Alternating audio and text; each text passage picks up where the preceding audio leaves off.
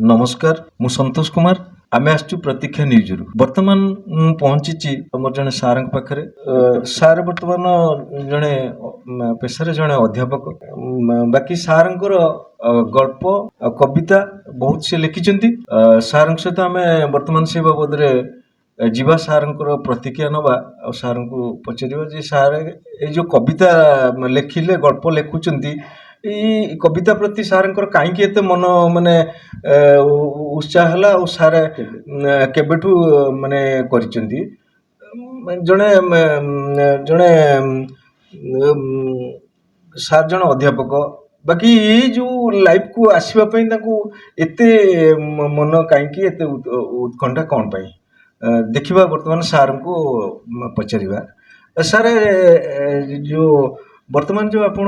माने जो कविता लिखिचंती बा गल्प लिखिचंती ये केबेठू लिखिले अब काईकि आपणकर एते लिखिबा प्रति आपणकर आग्रह हला सर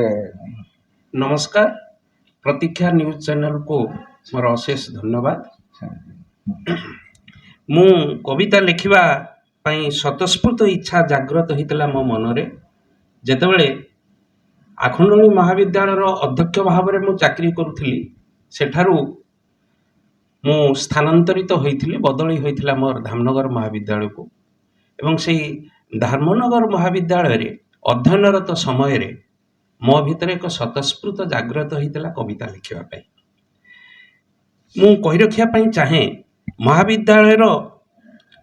प्राकृतिक परिवेश अध्यापक मानकर सृजनशील व्यक्तित्व मते बहुल भाव में प्रभावित करथिला कविता लिखिया पई ता नुहे जे मु कविता सही समय रे ही आरंभ कली या पूर्वर मु गल्प लिखुथली एवं प्रबंध मध्य लिखुथली जो प्रबंध गुड़ी को विभिन्न पत्र पत्रिका रे एवं संवाद पत्र रे मध्य प्रकाशित होईछि व्यक्तिगत भाव रे इंग्राजी कविता ही आरंभ करथिली मु धामनगर महाविद्यालय रे अध्यापना रत जेतेबेले थिली सेतेबेले लेखा आरंभ करथिली एवं गल्प मध्य मु आरंभ करथिली इतिमध्ये मु आ पछकु फेरी चाहिनी मु अनेक गुड़े इंग्राजी कविता पुस्तक भाव में प्रकाशित पाइछि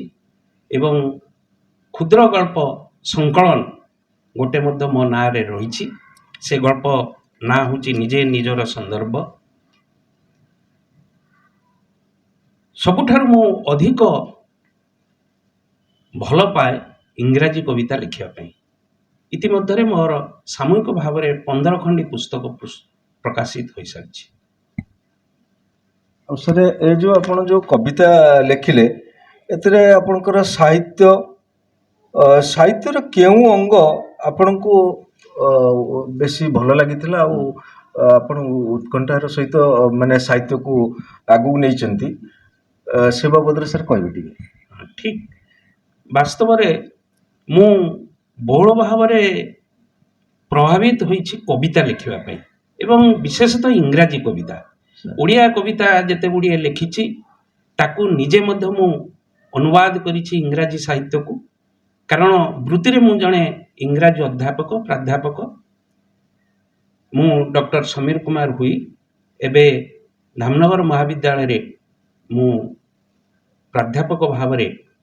मोर चाकरी करुछि एवं इंग्राजी कविता भितरे जो नारी माने किभली भाव रे निर्यातित हेउछंती एवं उपयुक्त सम्मान समाज रे सेमानकर नाही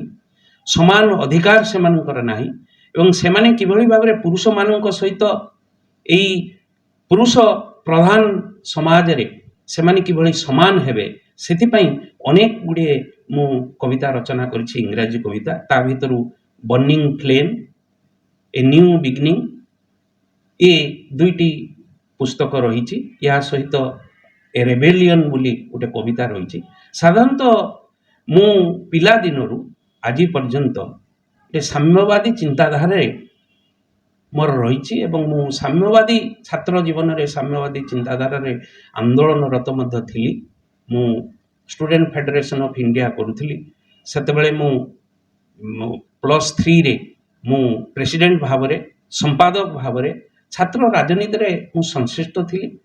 ସେତେବେଳେ ଓଡ଼ିଶାର ସରକାର ଜାନକୀ ବଲ୍ଲଭ ପଟ୍ଟନାୟକ ଥାନ୍ତି ମୁଖ୍ୟମନ୍ତ୍ରୀ। ସେତେବେଳେ ଆମେ ସାରା ଓଡ଼ିଶାରେ ଆନ୍ଦୋଳନ କରିଥିଲୁ। 1 ମାସ ପର୍ଯ୍ୟନ୍ତ ମୁଁ ଜେଲରେ ରହିଥିଲି। ବାଲେଶ୍ୱର ସେଣ୍ଟ୍ରାଲ ଜେଲରେ 1 ମାସ ମୁଁ ରହିଥିଲି।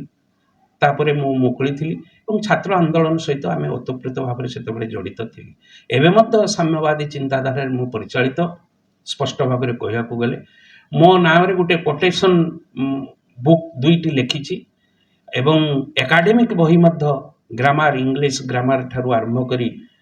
ଅନ୍ୟାନ୍ୟ ପୁସ୍ତକ ମଧ୍ୟ ମୁଁ ରଚନା କରିଛି ଏବଂ ଇଂରାଜୀ ସାହିତ୍ୟ ଉପରେ